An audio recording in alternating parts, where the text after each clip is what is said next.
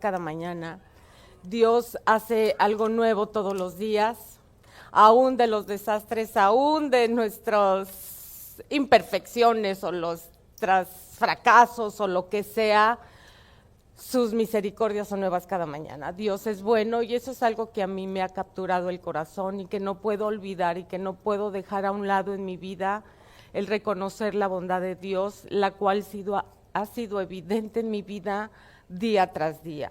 Yo no soy una persona perfecta, no he sido la mamá al 100, como muchas de las mujeres que estamos aquí nos gustaría, ¿no? Siempre queremos ser una mamá al 100 la mejor, pero pues yo en lo personal la verdad es que no. Me he equivocado muchas veces, la he regado, como decimos en México, ¿no? He fracasado en áreas de mi vida como mujer, como esposa, pero Jesús siempre aparece al rescate. Jesús siempre está presente, Jesús siempre cerca, Jesús siempre mostrando esa gracia, esa misericordia, esa nueva oportunidad. Y eso de verdad, yo les digo con todo mi corazón, es lo que Dios me ha dado fuerza, es lo que me ha dado la esperanza, es lo que me ha dado el seguir adelante y creerle a Dios que Dios no ha terminado aún. Que Dios no ha terminado con tu vida, Dios no ha terminado con tu matrimonio. Hemos oído mensajes increíbles, Dios ha estado, porque Dios le interesa nuestra vida y le interesa nuestras relaciones, principalmente nuestro matrimonio, nuestra familia, nuestros hijos. Yo creo que aquí, si no el 100%, pues el gran porcentaje somos padres, ¿no? Somos padres, tenemos esa responsabilidad como padres. Y traemos tantas cosas que venimos cargando de atrás, de años, de herencias, de cultura, de tantas cosas, pero nuevamente Jesús, viene a transformar nuestra mente, viene a cambiar nuestra mente para romper con tantas cosas y empezar a construir un futuro diferente y un futuro mejor. Y cómo no darle gracias a Jesús por eso. Yo creo que Él merece un aplauso bien fuerte. Yo creo que reconocer a Jesús, que por Jesús estamos aquí. Por Jesús estamos aquí. Por Jesús somos quien somos. Por Jesús, solamente Jesús. Y pues gracias, familias hermosas, parejas hermosas, personas bellas, por haber venido a este evento. Mi esposo y yo estamos muy agradecidos por eso. Por haberlos conocido, poder ser parte de lo que Dios está haciendo, porque somos parte de algo mucho más grande de lo que estamos viviendo ahora. Somos parte de algo mucho más grande. Cuando Dios creó a Adán y a Eva, no había algo grande que Dios había puesto en ella. Creó al hombre y a la mujer y les dijo: fructifiquen, multipliquen, gobiernen. Eran parte de algo sumamente grande, y todos sabemos la historia, lo que pasó. Eso se rompió, ese diseño original fue distorsionado, ¿no? Fue hecho algo horrible, pero Jesús viene y restaura todas las cosas. Y una de las cosas que viene a hacer Jesús es restaurar nuestra relación con el Padre. Viene a restaurar esa identidad que nosotros perdimos como hijos y como hijas, esa identidad que nos posiciona en un lugar para poder vivir la vida que Jesús nos llamó a vivir. Pero como venimos arrastrando tantas cosas, pues obviamente Armando y yo tenemos ya, ¿cuántos, gordo? 27 años de casados, ya toda una historia de casados. Y hemos vivido diferentes temporadas. La verdad es que no ha sido todo color de rosa. Hemos vivido de todos, como padres, como esposos, como pareja. Y pues yo creo que todos ustedes también, ¿verdad? ¿O no? No, todos vivimos diferentes temporadas. Pero yo creo que una de las cosas que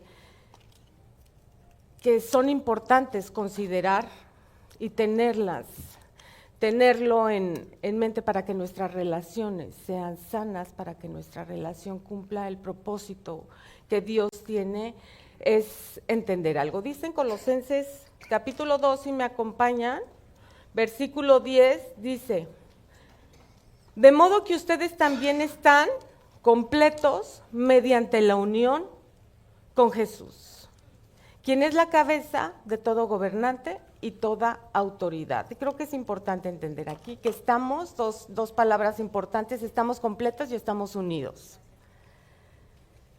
Y bueno, a veces nosotros como pareja le decíamos, pues buscamos. Yo recuerdo unos años atrás, y lo he comentado, ya quizá alguno de ustedes lo han escuchado, pero ya tiempo atrás, algunos años atrás, nosotros tuvimos una crisis en nuestro matrimonio súper fuerte. La verdad es que fue un momento muy difícil, fue un momento de una transición, fue una temporada muy difícil que nosotros atravesamos. Y lo típico, ¿no?, que nos pasa, es que yo estoy esperando que él cambie para que yo esté bien, ¿no? Es que hasta que las cosas no cambien, hasta que no sea como yo quiero, hasta que no la otra persona actúe como yo quisiera, cuando no, y entra una frustración terrible cuando vivimos eso, y eso empezó a causar muchos conflictos en nosotros. Pero les voy a resumir que en toda esa temporada tan difícil que nosotros pasamos, eran pleitos, eran discusiones, eran estoy harta, ya me quiero ir, ya no quiero seguir con esta relación. De verdad, yo busqué consejería, busqué ayuda, busqué quien me pudiera decir qué hacer, porque pues nosotros en una posición en la que estamos, pues era bien difícil, ¿no? Y sin embargo, Dios me arrinconó hasta que topé con pared. Y en ese toparme con pared fue decir, la que tiene que cambiar eres tú. ¿Y qué te quiero decir con eso? Ay, no, pues tú, Marta, estás en el hoyo y el otro está bien. Pues no. No, simplemente es el saber que tú tienes que cambiar, es que yo tengo una responsabilidad, porque siempre pensamos que el otro es la persona la que tiene que cambiar, porque yo estoy bien y estamos mal. Ahí entendí que realmente cuando yo accedí a ese sí es cierto, Dios, yo soy la que tengo que cambiar, yo tengo que reconocer cuáles son mis puntos ciegos, yo tengo que reconocer qué es, por qué me causa lo que me causan estas fricciones, estos malos entendidos, qué es lo que sale de mí, porque yo quiero que Armando me complete lo que a mí me falta, lo que me hace falta, pero aquí dice en la Biblia que estamos completos en Él. El estar completo en Él no quiere decir que la otra persona viene a completarme. Y ese es uno de los problemas que pasa en el matrimonio. Estoy esperando que la otra, yo llego y me caso para completar a la otra persona, cuando ya somos completos. No venimos a completar, pero ¿qué pasa? Yo voy a usar un poquito esta dinámica o este ejemplo o esto, que nosotros tenemos, somos como esta agua. Nos llenamos de tantas cosas, pero estamos llenos de agujeros. Estamos llenos de agujeros, estamos llenos de fracturas, estamos rotos, estamos llenos. Y queremos llenar a la otra persona. Quiero llenar a la otra persona sin darme cuenta que estoy lleno de agujeros. Y lo mismo exactamente pasa con la otra persona. Quiero llenarla, pero no me doy cuenta que estoy llena de agujeros. Y quiero mantener una unidad en mi matrimonio sin darme cuenta que tengo agujeros en mi vida, que tengo áreas en mi vida que necesito reparar, que necesito reconsiderar, que necesito ver esas áreas en mi vida donde yo estoy fallando. Marta, yo estoy fallando. Yo quiero una unidad, porque ¿quién de aquí no nos importa nuestra familia? ¿Quién a nosotros no nos importa nuestros hijos? ¿A quién de nosotros no quiere estar feliz? ¿Quién de nosotros no quiere estar en paz? ¿Quién de nosotros no quiere que las cosas funcionen bien? ¿Quién de nosotros diríamos, estaríamos locos si no creyéramos, si no quisiéramos que las cosas funcionaran bien y que las cosas salieran padres, ¿no? Yo eso era un anhelo que yo tenía, es que no, yo quiero mi familia perfecta, yo quiero que todo salga como yo, Marta, quiero. Yo quiero que cuando yo le diga a Armando, ¿sabes qué? Quiero que las cosas sean así, pues él me diga, claro que sí, lo que tú digas. No, que sea como tú quieras. Entonces cuando me topaba con así no, pues era una frustración y era un enojo y era horrible, Porque yo quería a fuerza, ¿sabes? Porque pues cómo a mí Dios me está diciendo que las cosas tienen que ser así y las cosas tienen que ser de esta manera y nuestros hijos tienen que funcionar así. Y tenemos una tendencia a manipular la situación, los conflictos, los problemas, porque estamos llenos de temores y estamos llenos de inseguridades y estamos ciegos en tantos puntos en nuestra vida, pero ahí está lo más importante. Le mencionaba Armando y siempre lo mencionamos esto porque lo consideramos muy importante. Nosotros escuchamos a una mujer que es una doctora, se llama Caroline Leaf, y lo menciono y lo vuelvo a repetir. Y créanme que esto a mí en lo personal me ayudó de una manera increíble, porque ella es científica, neurocientífica, y entonces es cristiana. Pero han hecho una investigación increíble en cuanto a los pensamientos, porque nosotros somos lo que pensamos. Somos lo que pensamos y actuamos de acuerdo a lo que nosotros pensamos, pero muchos de nuestros pensamientos son pensamientos tóxicos. Pensamos equivocadamente por los trasfondos que nosotros traemos, por lo que nosotros heredamos, por nuestras experiencias del pasado y actuamos. Son tan familiares, son tan comunes, son tan habituales porque hemos vivido años que no las identificamos. Entonces es increíble, la Biblia dice que el perfecto amor echa fuera, ¿qué? Echa fuera el temor, ¿no? Entonces estamos hablando de dos cosas. Una cosa es el amor y otra cosa es el temor. Y si nosotros actuamos en esa zona, vamos a llamarlo así, si nosotros actuamos desde esa posición de temor, vamos a actuar disfuncionalmente. Pero ¿qué hace Dios? Dios viene y nos pone y nos muestra cuál es el perfecto amor. Por eso yo les decía, qué importante saber quiénes somos como hijos de Dios, hijas de Dios, antes de ser esposa, antes de ser mamá, antes de ser hija de mi mamá, antes de todo eso, el saber cuál es mi identidad, quién me creó, cuál es ese amor de Dios en mi vida que me acepta, cuál es ese amor de Dios, ¿sabes? Que dio su vida por mí, pero eso ya me pone en una posición de ser una persona ya aceptada, amada, lo cual ya me pone, ¿sabes? Ya me pone en ese lugar del amor, pero lo increíble que les digo es que científicamente eso ya se comprobó. Científicamente, haciendo estudios de la mente, han descubierto que todos los seres humanos en este planeta Tierra, fuimos diseñados para vivir en esa zona. Está comprobado científicamente.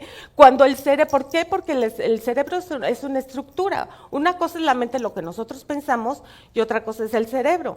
Entonces, cuando yo tengo un pensamiento negativo, tóxico, la estructura de mi cerebro empieza a cambiar, empieza a tener un efecto y eso afecta mi salud. Como por ejemplo el estrés. Vamos a poner un ejemplo. Eso empieza a tener en tu salud física un efecto. Pero cuando yo estoy en el lugar correcto, en la zona correcta, en donde Dios, en mi diseño original, en donde Dios me puso, entonces voy a funcionar bien. Mi cerebro empieza, haz de cuenta, las neuronas tienen vida, tienen proteína, y entonces empieza tu cerebro a funcionar adecuadamente. Empieza como un árbol literalmente a reverdecer, a crecer. Tus neuronas empiezan como un árbol, pum, pum, pum, pum, pum, a reverdecer. Y cuando estoy en la parte tóxica, eso se empieza a secar. Ese que parece un arbolito, que son las neuronas, empiezan a secar, empiezan a perder vida. Estas tienen movimiento, porque tienen proteína, pero es interesantísimo que cuando estás en la parte tóxica, como tiene proteína, tiene movimiento y empieza a caminar, pero en círculos. ¿Qué es lo que pasa con la disfuncionalidad? Se repite en círculos. Lo que aprendí en mi casa, lo que aprendí con mis padres, lo que a mí me enseñaron, eso lo vuelvo a repetir. Si yo viví algún abuso, yo viví en mi casa, ¿sabes? Rechazo, abandono, lo que sea, y lo vuelvo a repetir, estoy actuando en la zona equivocada. Eso está dando círculos. Pero cuando estoy en la zona correcta, aquello que empieza a moverse, empieza a crecer. Hay movimiento, pero hacia arriba, hay crecimiento.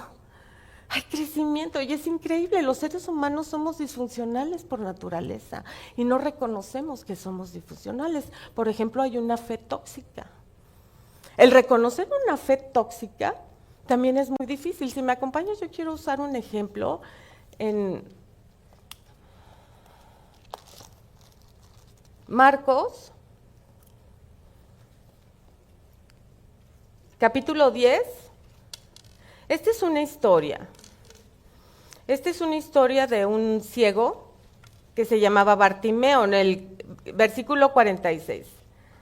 Dice, después llegaron a Jericó, y mientras Jesús y sus discípulos salían de la ciudad, una gran multitud los siguió. Un mendigo ciego llamado Bartimeo, hijo de Timeo, fíjate qué interesante, esto no lo ves común. Si tú lees las historias de los milagros de Jesús y lo que Jesús hacía, no menciona, cuando algo se pone es que hay algo detrás. No menciona, ay, fulanita era hijo de, o hija de, o venía de, ¿no? Más que las analogías que vienen al principio de los evangelios, pero realmente aquí hace mención que este ciego era hijo de Timeo. Punto importante que debemos de ver. Y dice, y estaba sentado junto al camino. Cuando Bartimeo oyó que Jesús de Nazaret estaba cerca, comenzó a gritar, Jesús, hijo de David, ten compasión de mí. Cállate, le dijeron muchos, ¿no? Pero aún él gritó más fuerte y le dijo, hijo de David, ten compasión de mí. Cuando Jesús lo oyó, se detuvo y le dijo, díganle que se acerque. Así que le llamaron al ciego y le dijeron, ánimo, vamos, él te está llamando. Bartimeo echó a un lado la capa que traía, se levantó y saltó y se acercó a Jesús. Y Jesús le dijo, ¿qué quieres que haga por ti? Le dijo, Rabí, quiero ver. Y Jesús le dijo, pues vete, porque tu fe te ha sanado. Wow, a mí me impresiona, ¿sabes? Yo es por eso amo a Jesús, porque Jesús es el personal. Jesús siempre va con el uno. Jesús siempre se detiene. Había una multitud ahí, ¿no? Cuando la gente se acercaba a Jesús eran multitudes que se le avalanchaban porque querían ver los milagros, porque querían ver lo que Jesús estaba haciendo y se amontonaban, ¿no? Y Jesús siempre cuando llamó a los discípulos, él se tuvo que ir a una barca porque la gente era intensa, ¿no? Se le iban encima que no podían ni caminar, pero siempre volteaba al uno, como en esa ocasión volteó a Pedro. Vio a Pedro, que toda la noche Pedro había intentado pescar y no había pescado nada. Aquí igualmente ve al uno que le grita, Jesús, ten misericordia de mí. Pero dice la Biblia que este Bartimeo era hijo de Timeo. Él estaba, yo me imagino la escena, ¿no? Porque yo digo, ay, yo veo esas escenas y digo, wow, ¿no? O sea, qué terrible cuando estás en una condición. Y siempre digo, ayúdame a identificarme, porque ¿cuánto tengo yo de Bartimeo? ¿Cuánto yo puedo tener como ese hombre? Él estaba junto al camino sentada, una misma condición. Ciego, mendigando, dependiendo de los demás, sin poder ver. Él no veía, pero tenía algo que sí oía. No podía ver, pero sí oía. Pero no estaba viendo. Yo digo, Dios mío, por favor, Jesús, ayúdame a ver esos puntos ciegos en mi vida que no me dejan ver lo que tú tienes adelante para mí. ¿Cuántos miedos, cuántas inseguridades, cuántos temores, cuánto orgullo, cuánto puede haber en mi vida que no me dejan ver lo que está delante, que no me dejan ver claro lo que Dios tiene para mí, porque fuimos creados para algo mucho más grande que lo que tú estás ahorita. Y no hay peor enemigo de la fe que la zona de conformidad. Que el confort, estoy bien, no necesito más, pues me conformo con mi matrimonio, pues ahí va, ¿no? A lo mejor no está tan peor como el de al lado, a lo mejor no traigo las broncas que el que trae atrás, y caemos en una y no estamos viendo, o me sé suficiente bien ya con saberme la Biblia, con aprenderme los versículos y repetir, así es, suficiente. Cuando Dios tiene más que mostrarnos, Dios quiere mostrarnos que adelante de nosotros hay algo mucho mejor que lo que pudimos dejar atrás. Vivimos, este hombre que estaba en eso, oyó que Jesús estaba ahí. Ahí encontró una esperanza, algo dentro de él, Algo dentro de él sintió en sus entrañas el dar ese grito por misericordia. Por misericordia, Jesús, estoy harta de mi condición. ¿Sabes que yo no fue hasta ese punto que grité de verdad desde lo más profundo de mí? Estoy harta hasta el gorro de vivir de apariencias. Estoy hasta el gorro de tratar de demostrar. Estoy hasta el gorro de tratar de impresionar. Estoy hasta el gorro de que me pongan cargas encima. Estoy hasta el gorro. Estoy hasta acá. Estoy hasta acá. Estoy ciega porque la gente quiere que sea de una forma. Porque la gente quiere que mi matrimonio sea perfecto. Yo te digo, no lo es. O sea, no lo es. ¿Por qué te voy a mentir y decir no lo es? Somos dos personas, somos dos seres humanos que necesitamos de una gracia redentora todos los días. Todos los días, todos los días, todos los días. Todos los días. ¿Por qué me preocupa? Ay, la apariencia. Si me puse, ay, no le gusta que me ponga el arete. Please. Pues si me pongo, que si me quito, que si me paro así, que si me lo alacio. Eso no es Jesús. Eso no es Jesús. Eso no es Jesús. El mayor milagro es un corazón transformado. Es una vida transformada. Es una necesidad diaria de esa gracia de Jesús. Lo único que me puede dar fuerza para hoy, para vivir lo que Él ha dicho, para tener paz en el corazón, para tener agradecimiento, para poder saber que hay un futuro mejor, para no vivir estresada y angustiada. ¿Qué va a pasar mañana? ¿Qué va a pasar con mis hijos? Nada, al tener esa paz que sobrepasa. Necesito de su gracia ahora, porque yo, Marta, me declaro, no puedo. O sea, no puedo. No puedo lidiar cuando me saca el tapón Armando. O cuando yo le saco el tapón, ¿sabes? O sea, a veces me saca y me eriza. Uy, y me quedo, ay, 1, 2, 3, 4, 5. Y antes de contestar, ¿sabes? Antes de tener una reacción equivocada, algo que genere un conflicto o lo hiera, yo necesito que sean reparados esos agujeros en mi vida, en mi Marta primero. ¿Por qué me causa, cuando me dice esto, por qué me causa esto? ¿Por qué me causa enojo? ¿Por qué me pongo así? ¿Por qué estoy insegura? ¿Por qué me da inseguridad? Alguien el otro día me preguntaba y me decía, oye, ¿tú qué sientes con tantas mujeres que se le acercan a Armando? Pues nada. ¿Pues qué? ¿No te dan celos? No. Pero si me lo hubieras preguntado unos años antes, te hubiera dicho, me dan ganas de lincharlas.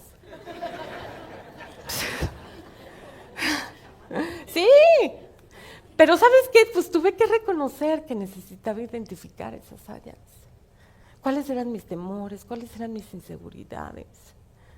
¿Qué era, sabes? ¿Cuáles eran esos agujeros en mi vida en que yo no venía a completar, Armando? El entender que yo ya soy completa y una en Él.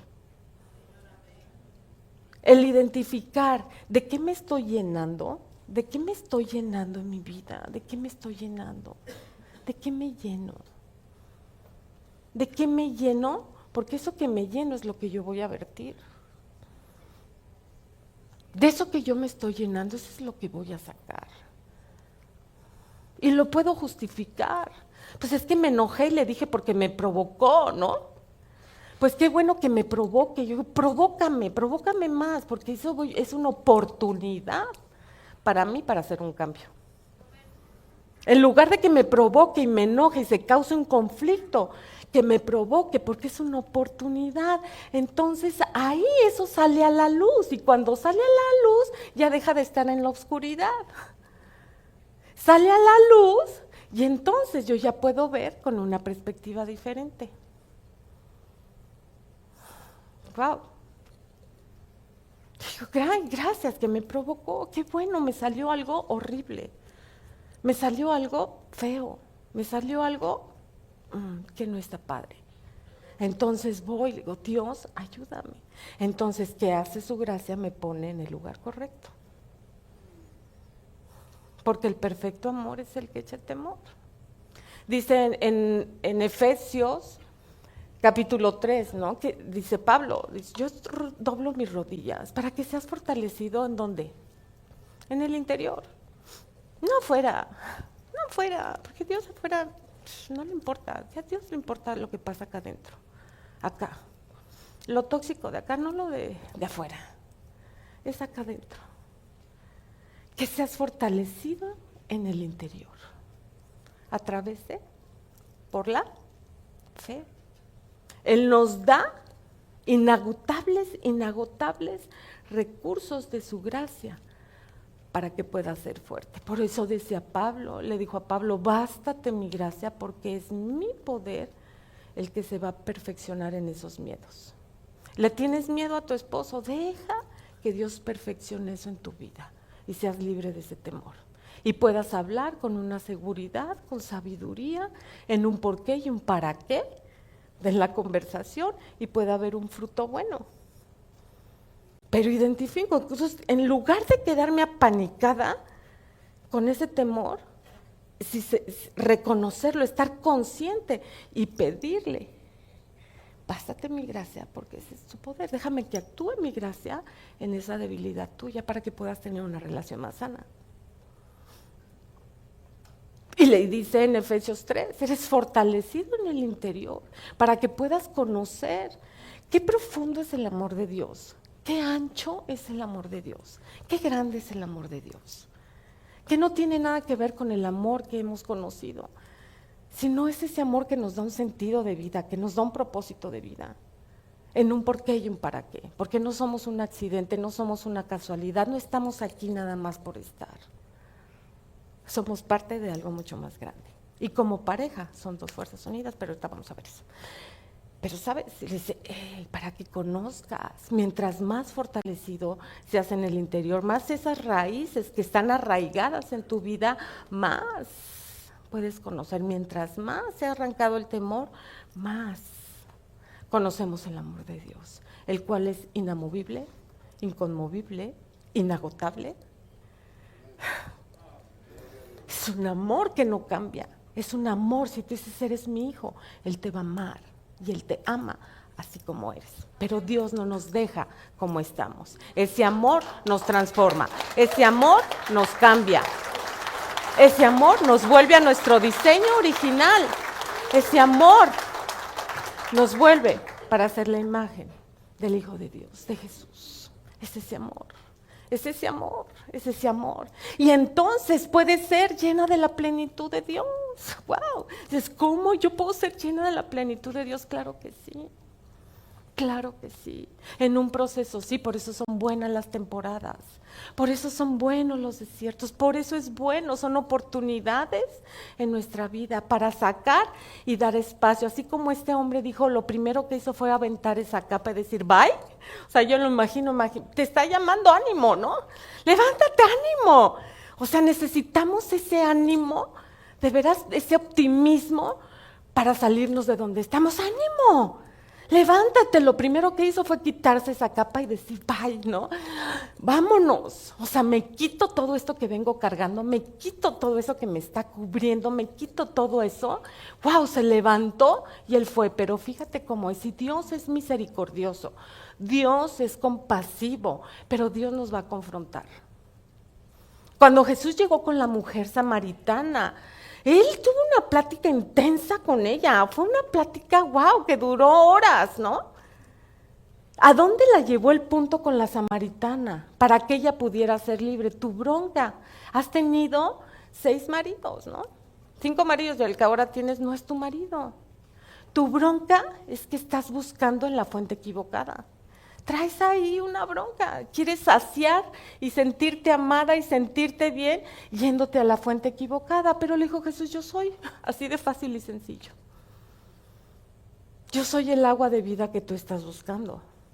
Pero fue una confrontación, o sea, ¿por qué estás así? Para que la compasión realmente tenga un efecto, nos va a confrontar para que realmente podamos ser libres. Muchas veces nos convertimos en aquello que no queríamos ser, en lugar de ser libres para convertirnos en aquello que Dios nos llamó a ser. Que Dios nos llamó a ser. Entonces no es conformarme y volverme en aquello, sino realmente el ser libre para convertirme en lo que Dios me llamó a ser.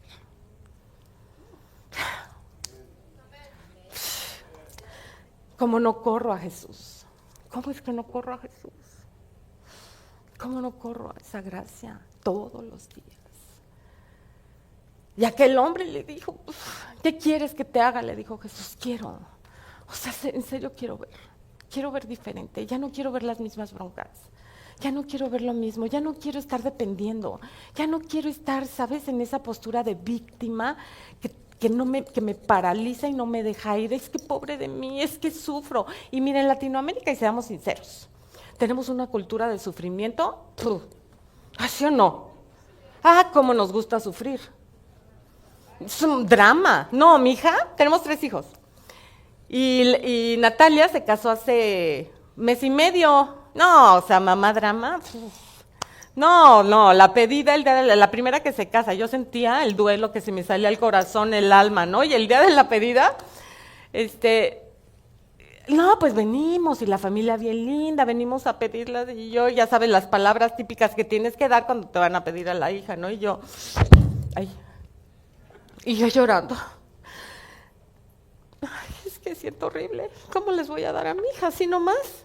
Vengo a pedir la mano y ahí está, ¿no? Ahí tengan. Y yo, no puedo con esto, no. O sea, y mi hija, la chica, que es bien chistosa, Salem, dice, ay, no, mamá, o sea, yo voy a googlear a ver si es normal que las mamás se pongan así. Porque yo en el superdrama, así yo sentía, y a todo el mundo iba y le preguntaba, ¿es normal? ¿O estoy loca? O sea, yo siento un duelo.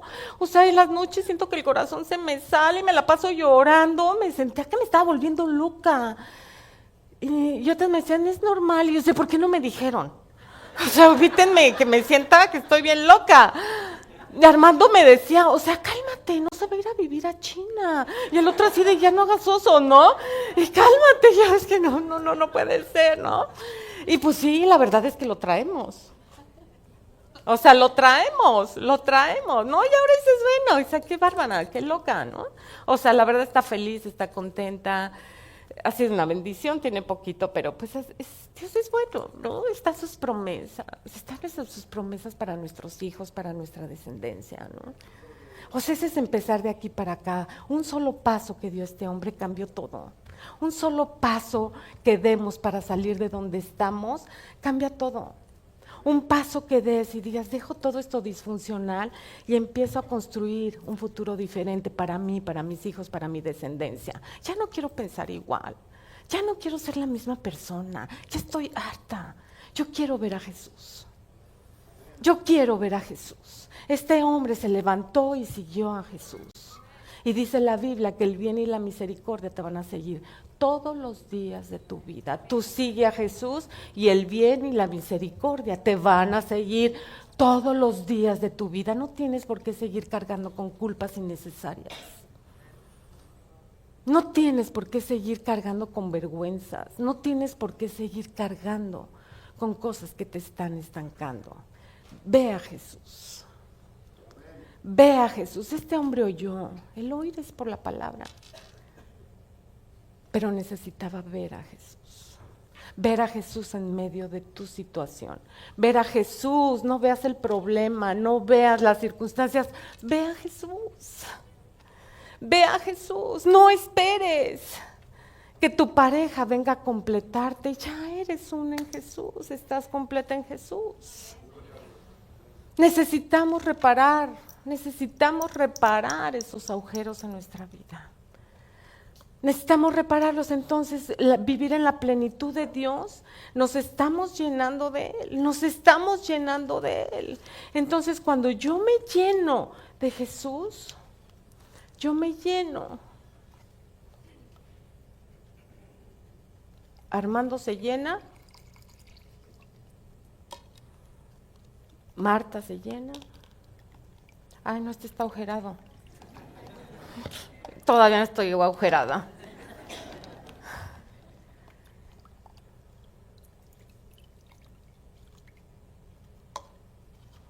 se hace una creación padrísima. Se hace algo padrísimo. Cuando los dos entendemos esto y los dos individualmente nos llenamos de lo que Dios hace juntos, hace una diferencia. Cada uno siendo como es. Yo no soy Armando, Armando no es Marta. Yo no quiero que Armando sea como yo, Armando no quiere que sea como él. Yo soy única delante de Dios, Armando es único delante de Dios. Los dos completos en Él hacemos la mejor fusión. Es todo. Es todo. Es todo. Pero es que no tengo que hacer, no. ¿Sabes? Eso es lo increíble de la gracia de Dios. Lo que tuvo que costar, lo que se tuvo que pagar, ya fue hecho en una cruz. Ahora Jesús dice, yo he venido a traerte vida y vida en abundancia. ¿Tú le crees? ¿Sí le crees? ¿Que estás para algo más grande de lo que estás tú ahorita? Aún viviendo, atravesando, ¿sabes qué? Cambia tu perspectiva. Yo le decía ayer a una mujer, ¿sabes qué? ¡Wow! Si tienes que pasar por ese proceso en tu vida, ¡wow! Aprovechalo, porque es tu oportunidad para conocer quién es Jesús. Cuando yo lo viví individualmente, conocí a Jesús, yo le digo a Armando, ay, creo que ahí me convertí. ¿De verdad? Porque tenía, ¿sabes? Solamente como el conocimiento. Pero realmente fue en esa oportunidad que yo vi a Jesús. Que yo lo pude ver, que lo pude conocer, que fue real, evidente en mi vida. Y eso ya ahorita nadie me lo quita. En serio, ya nadie me lo quita. Que me dicen y me quieren poner el saquito otra vez encima, les digo, excuse me, yo voy detrás de él.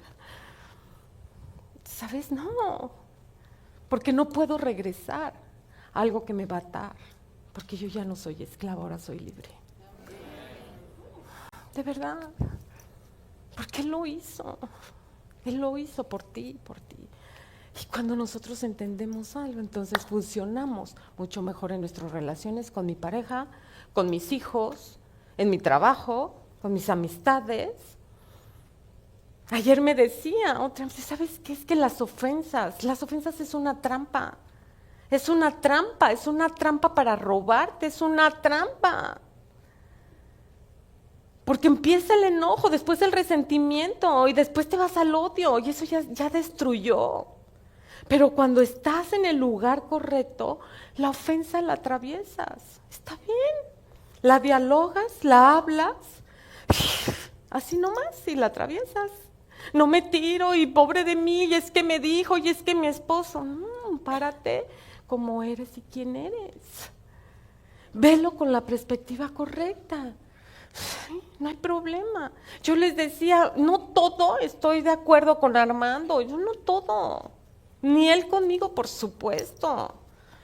Por supuesto que no, pero hemos aprendido, él y yo, que eso no nos divida.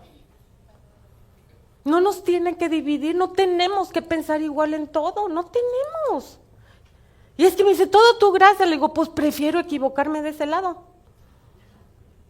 Pero no pensamos, ¿sabes? Igual él es, Armando. Dios le habla increíble, hermoso, maravilloso, y a través de su vida, Dios bendice a millones de personas. ¡Wow! Es una bendición.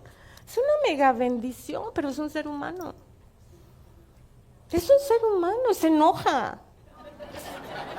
Les cuento. Les platico cuando se enoja. No, ha cambiado un chorro. ¿Verdad, gordo? No, es un ser humano también. También tiene sus momentos. Yo tengo los míos, tú tienes los tuyos, tenemos, pero sabes, son oportunidades para cambiar. Son oportunidades, nuestras diferencias son oportunidades para crecer, para desarrollarnos en paciencia, como dice en Santiago 1. Son oportunidades para ejercitarnos, para crecer en perdón, para crecer en paciencia, para crecer, para reconocer, no siempre ver lo malo, sino ver lo bueno. lo bueno que tiene tu pareja. Algo bueno debe tener, ¿no? Es lo bueno, ¿sabes? No siempre lo malo, lo malo, lo malo, lo malo, lo malo, lo malo. Ve lo bueno, dale gracias a Dios por eso. Dale gracias a Dios por tu pareja, dale gracias a Dios por tus hijos. No son perfectos, no son perfectos. Pues dale gracias, Dios está obrando porque lo que Dios empezó en ti, Dios lo va a terminar. Cambiemos nuestra perspectiva, veamos como Jesús ve. Amén. Bueno, vamos a terminar. Padre, gracias en el nombre de Jesús. Gracias, Señor, por tu amor. Gracias por tu misericordia. Gracias, Señor. Gracias, Señor, porque tú haces nuevas todas las cosas. Padre, yo te pido esta mañana, Señor. Tú conoces, tú eres el que ve los corazones. Tú sabes la necesidad que hay en el corazón de cada uno de tus hijos y de tus hijas. Tú eres ese Dios personal, Señor, que habla hasta lo más profundo, Señor. Para sacarlo a la luz, Señor, pero no para exhibirnos, no para avergonzarnos, sino para liberarnos, Señor. Gracias, Dios, porque tú, Señor, tienes pensamientos de bien para cada uno de tus hijos y no de mal, para darnos, Señor, el futuro, un futuro, Señor, con esperanza. Un futuro, Señor, diferente a lo que hemos vivido en el pasado. Señor, yo te pido, Señor, que tú le des fuerza a cada corazón, Señor, que ya está desanimado, desesperanzado, Señor, a cada corazón, Señor, que siente que a veces su corazón ni siquiera ya late. Que tú le des nuevas fuerzas, Señor. Que les des nuevo vigor. Padre, y sobre todo que te puedan ver a ti, Jesús. Que te puedan ver a ti, Jesús, que podamos ver tu gracia. Que tú eres suficiente, Señor, que tú eres suficiente para nosotros. Que no esperemos que otra persona, otras cosas, Señor, nos den identidad o seguridad o satisfacción, Señor, sino que solamente la encontremos en ti, Jesús. Solamente en ti, Jesús, el suficiente, el que nos da un sentido de vida, Señor, el que restaura todas las cosas, Padre, y las vuelve a hacer nuevas, Señor, porque en tus manos todo siempre es mejor. Bendice, Señor, a cada vida, Señor, cada pareja, cada matrimonio, Señor, cada familia, sus hijos, Dios. Bendecimos, Señor, a nuestros hijos, bendecimos a nuestros hijos, porque tú dices en tu palabra, Señor, que es una herencia y que nuestros hijos son benditos, Señor, y que la victoria que tú nos das, esa victoria, Señor, también la prometes sobre nuestra descendencia, que no es lo que nuestros ojos ven, Señor, sino lo que tú ya has dicho, lo que es verdad, porque es esa fe que nos saca, Señor, nos saca de donde estamos para llevarnos, Señor, a ese lugar correcto. Por tu amor, solo por tu amor, Jesús. Hoy necesitamos tu abrazo, Señor. Hoy necesitamos más de ti, Dios. Necesitamos de ti, Jesús. Necesitamos de ti, Señor. Estamos rotos, Señor. Tenemos agujeros en nuestra vida, Señor. Pero solamente tú los puedes reparar. Solamente tú, Señor, por tu gracia, Señor. Gracias, Padre, gracias por cada vida aquí, Señor. Gracias, Padre, en el nombre de Jesús, en el nombre de Jesús. Gracias, Dios, gracias, Dios. Gracias, Dios. ¿Por qué no le damos un aplauso a Jesús? Bien, bien, pero bien de agradecimiento. Bien de agradecimiento. Bien de agradecimiento. Pues muchas gracias por haber venido nuevamente, por haberlos conocido, por esta oportunidad. Ha sido un placer pasar estos días, de cerca, no de tan cerca con algunos, pero mi esposo y yo estamos agradecidos y que nos consideren. ¿Mande? ¿No? Que ya me apuré. Estamos agradecidos por su vida, que Dios los bendiga, considérenos sus amigos y nos vemos la próxima. Si Dios quiere, que Dios los lleve con bien a su casa y Dios les bendiga. Vida nueva para el mundo. y Dr. Armando Alducin Ministries presentaron El Poder de la Palabra de Dios.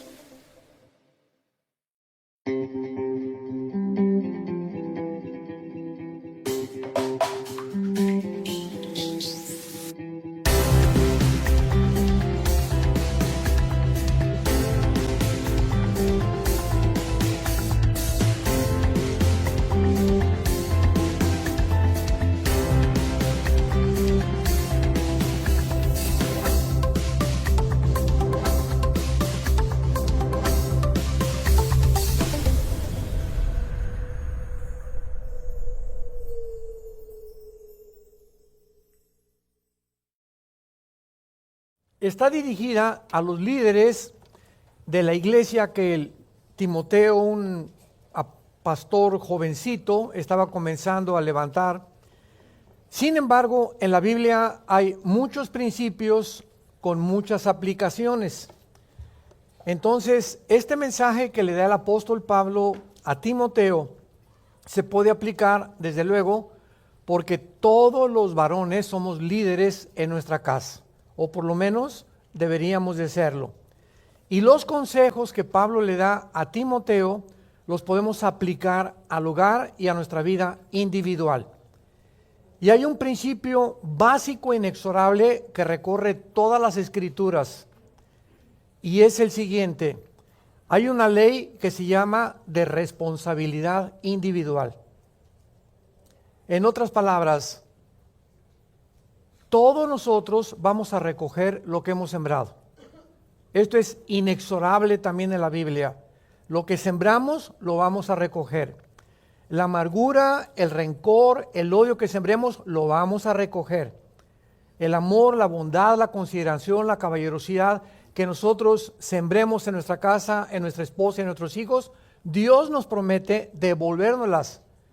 Pero dentro de esta ley de la siembra y la cosecha que se llama en la Biblia, es increíble que lo que sembramos no recogemos igual.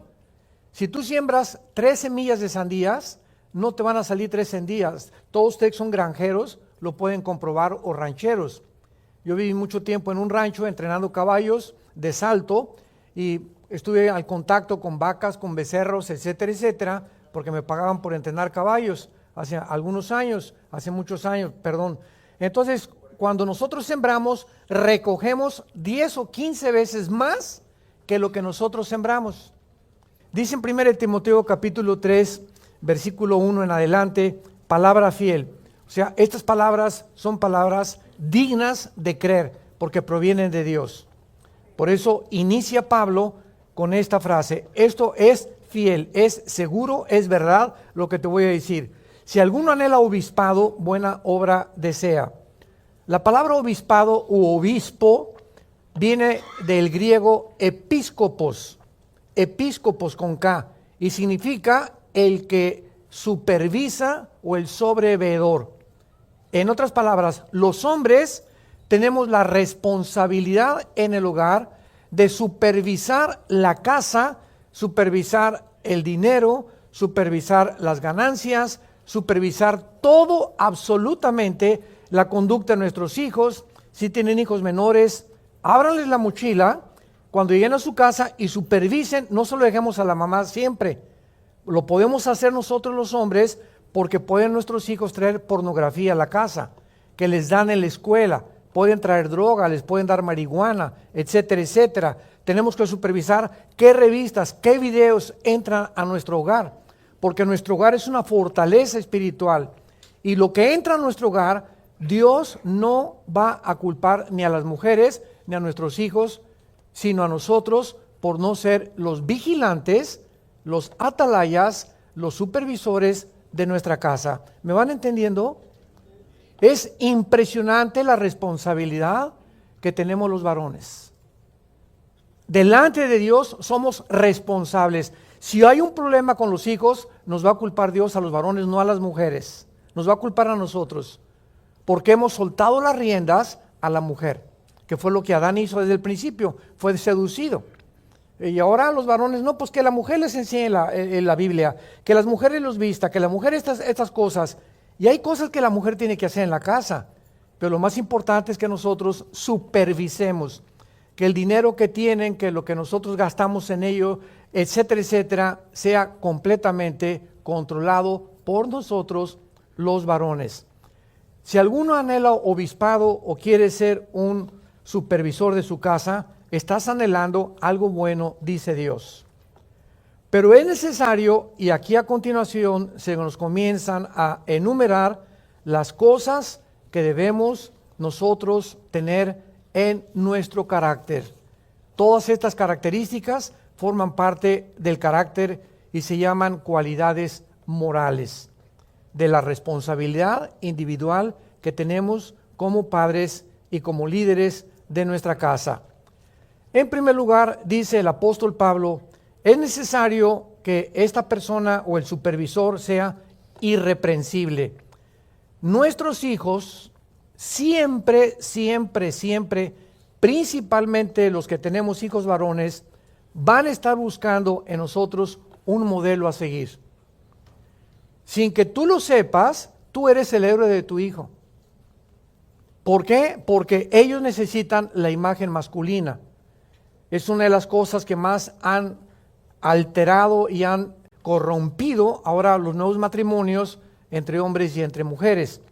Entonces, el niño necesita la imagen masculina. Un niño no se puede crear con dos mujeres. Y lo mismo, una niña no se puede crear con dos hombres, porque las niñas también necesitan la imagen de su mamá y la imagen de su papá. Está comprobado que aproximadamente el 70% de los niños homosexuales provienen de hogares donde hay matriarcado. Donde no es el hombre el que dirige el hogar, es la mujer. Y el niño crece con la imagen de la mamá y no con la imagen del papá. Y se le pega la falda a la mamá y el papá está completamente descartado en el hogar. Un matriarcado puede producir alteraciones psicológicas en nuestros hijos varones principalmente. Entonces, esto lo significa irreprensible. Dice en segunda de Pedro, capítulo 3, versículo 14, por lo cual, oh amados, estando en espera de estas cosas, procuren con diligencia, ser hallados por Él, o sea, por Jesús, sin mancha e irreprensibles en paz. El apóstol Pedro vuelve a reenfatizar la irreprensibilidad que es necesario en nosotros. La palabra irreprensible significa precisamente eso, que nuestro hijo no nos vea cuando vayamos que en la calle y pues volteamos ya a ver una mujer y dice mi hijo de 5 años, ya de 3, 4, 5 años, mi papá dice que ama a mi mamá, pero lo veo que se le van los ojos por otras mujeres. Y son los mejores psicólogos que tenemos nuestros hijos. Nos observan continuamente, nos están vigilando nuestros hijos. Y aunque parezcan desapercibidos, se están dando cuenta de todo lo que sucede en la casa. Jesús dijo esta frase, por el amor que se tengan, el mundo sabrá que son mis discípulos. Y lo mismo pasa en el hogar. Por el amor que mi esposa y yo nos tengamos, nuestros hijos van a saber que somos de veras, que somos reales, que realmente estamos viviendo lo que les estamos enseñando. Y cuando hay lo contrario, los hijos comienzan a sentirse inseguros, crecen inseguros, con temores, con problemas, porque no encuentran una estabilidad, ni una seguridad, ni una verdad en el hogar. En segundo lugar, dice aquí el apóstol Pablo a Timoteo, que sean maridos de una sola mujer. Este texto no se refiere a que si anteriormente alguien está divorciado o que se haya casado en su pasado con otra persona. Se refiere a la poligamia. En el Antiguo Testamento, Salomón tuvo 700 mujeres. A Miss México, a Miss Colima, a Miss Tabasco, Miss Francia, Miss España, y cualquier hombre diría, ese ha sido mi sueño. Yo siempre he anhelado, qué ganas de poder ser Salomón y 365 días al año, una mujer diferente conmigo. Y sabemos, ¿verdad?, que pues todas eran mujeres escogidas, que eran lo mejor que había en la cosecha, como decían ellos. Sin embargo, cuando nosotros entramos a la vida de Salomón, en el libro de Eclesiastés, descubrimos que fue todo lo contrario, que llegó un momento en que Salomón dijo en el capítulo 2, a la risa le digo enloqueces y al placer de qué me sirve. Llegó el momento que él se dio cuenta que no era realmente esa felicidad y que un hombre con 3 o 4 mujeres, como los mormones tienen permitido en su religión, nada más que cuando José Smith, el que fundó los mormones en el año 19, dice que se le apareció un ángel y que le dijo que podía él descubrir unas tablas escritas en egipcio cuneiforme, y de ahí copió el libro del Mormón y llegó a su casa y le dijo, oye viejita, quiero que sepas que no eres la única, que me acaba de decir el ángel que se me apareció que puedo tener 4, 5, 8 mujeres. Yo siempre me imagino llegar hoy en la noche y decirles a mi esposa, ¿verdad, Marta? Me diría, vas a dormir en el suelo, porque a mí no se me apareció ningún ángel ni tampoco me han dicho nada en lo absoluto, ¿no?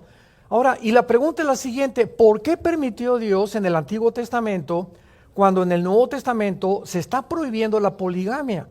Pero Salomón lo tuvo, David tuvo aproximadamente 10 esposas. Bueno, acuérdense de una cosa, y los que lo quieran apuntar, la voluntad de Dios es permisiva y directiva. Permisiva y directiva. El hecho que Dios permita algo no significa que sea su voluntad. Entonces, pasa lo mismo como en el Nuevo Testamento. Ahora nos preguntan si es bíblico que haya pastoras mujeres, que dirijan una iglesia, mujeres pastoras. Y la respuesta que les damos es igual. No es la voluntad de Dios que la mujer dirija su casa, ni dirija la iglesia, ni dirija el gobierno. Dios es muy claro que estas responsabilidades, estas 3 instituciones, el hogar, la iglesia y los gobiernos, sean hombres. Pero el hecho que haya una Golda Meir en Israel, el hecho que haya habido una Margaret Thatcher en Inglaterra, el hecho que ahorita la única mujer gobernante en el mundo se llama Angela Merkel, la primera ministra de Alemania, ella es cristiana y hace 4 meses llamó a la Unión Europea que deberían de regresar a la Biblia y a los principios éticos de la Biblia, no significa que sea realmente la generalidad. Dios ha permitido estas grandes mujeres como Débora en el Antiguo Testamento, que toma el papel de una guerrera por algunos 2 días temporalmente para poder ayudar a unos generales judíos. Entonces, el hecho que haya excepciones no significa que sea la regla. Entonces, la voluntad de Dios es que sea el hombre el que gobierne su casa, en la iglesia y en los gobiernos. ¿Por qué hay mujeres pastoras? Porque no hay hombres. Y si no hay hombres, Dios va a levantar las piedras que lo alaben también. Entonces, Dios no necesita muchas veces que nosotros, cuando abandonamos el papel en el lugar de ser los líderes, Dios va a agarrar a la mujer. Dice que el hogar es como una carreta donde vamos nosotros con los caballos y atrás va la esposa con nuestros hijos, y de repente nos comenzamos a dormir y nos acostamos y sale la mujer, y para que no se desboquen los caballos, ella toma las riendas y comienza a dirigir la carreta. Entonces son estas mujeres que cuando ven que el esposo es pasivo y ha entregado completamente la supervisión del hogar a ella, hay mujeres que tienen que tomar las riendas del hogar, porque si no se desboca el hogar. Pero no es la voluntad de Dios. La voluntad de Dios es que seamos nosotros los hombres. Y lo mismo pasa en las iglesias y lo mismo pasa en los gobiernos también. Entonces, nosotros tenemos que entender que el hecho que Dios permita algo no significa que sea la regla. Salomón, ¿por qué sufrió? Dice en 1 de Reyes 11 que fue la causa por la cual él sucumbió a la degeneración moral. David, ¿cuál fue su problema? Que una vez en el palacio, en lugar de estar en el campo de batalla, se acostumbró a las mujeres y vio a Betsabé bañándose y pues le dijo, ¿verdad?, a los soldados, tráigamela, porque él era la total autoridad. Esta mujer estaba casada con un soldado llamado Urías y él la toma para ella, la embaraza. Ahí nació Salomón y mandó matar al soldado. Y sin embargo, a pesar de esto, la Biblia le llama a David un varón conforme al corazón de Dios. ¿Puede una persona así ser una persona conforme al corazón de Dios? Es una pregunta teológica que también nos han hecho y que también tiene una respuesta. Viene Jesús y explica lo que pasa en el Antiguo Testamento. Y Jesús dice, cualquiera de ustedes, no tienes que físicamente acostarte con una mujer. Si tú ves a una mujer con el puro hecho de en tus pensamientos desearla o codiciarla, ante mis ojos eres un adúltero. Y no necesitas apretar el gatillo de una pistola y físicamente quitarle la vida a una persona para que seas culpable de homicidio. Entonces Jesús viene y nos muestra que es el motivo por lo cual la persona jaló el gatillo, el motivo por lo cual la persona vive con fantasías lujuriosas, por lo cual Dios le puede llamar la atención o juzgar a esa persona. Entonces, cuando pensamos en David, recordamos, ¿qué hombre no ha tenido fantasías? ¿Quién de nosotros no ha odiado a alguien en algún tiempo de nuestra vida? ¿O ha guardado rencor contra alguien? Todos somos culpables de eso. Y viene Jesús del cielo y nos dice, vengo a lavar esa mente y ese corazón para que sean conforme a mi corazón. Entonces David fue asesino, David fue adúltero físicamente, pero nosotros lo hemos sido espiritualmente. Así que el que se atreva a levantar una mano y apuntar a David, apúntatela primero a ti. Porque al decir esto, 3 dedos te apuntan a ti.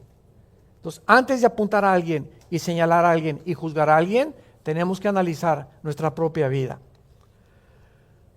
En tercer lugar, dice el apóstol Pablo que nosotros los varones no solamente debemos de tener una sola mujer, está prohibida la poligamia completamente. Los mormones, cuando establecieron el principio de la poligamia, en la Constitución de los Estados Unidos por el señor Thomas Jefferson y todos los Washington y todos los que fundaron Estados Unidos, prohibieron la poligamia y mataron en la cárcel a José Smith, lo lincharon.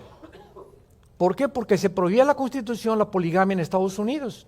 Pero hay mormones ahorita en Estados Unidos que si el gobierno les permite vivir con 5 mujeres, tienen que demostrar que las pueden mantener.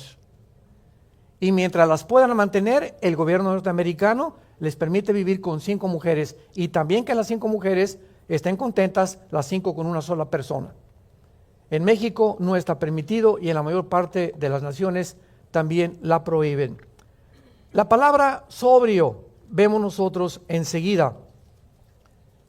El varón debe ser una persona sobria. Esta palabra significa una persona que vigila cómo vivir. En otras palabras, sobrio en la comida, sobrio en la bebida, sobrio en la sexualidad, sobrio en el ejercicio, todas las cosas las podemos llevar al extremo. Y una persona sobria es una persona que nunca se acaba lo que le sirven, sino que se acaba la mitad de la comida. Si tú te acostumbras, en Estados Unidos tú llegas y te dan una ensalada así, pides un steak y te lo dan así, con papas, con crema, con queso, pides una pizza, te la dan entera y no te la tienes que acabar. ¿Por qué te la tienes que acabar?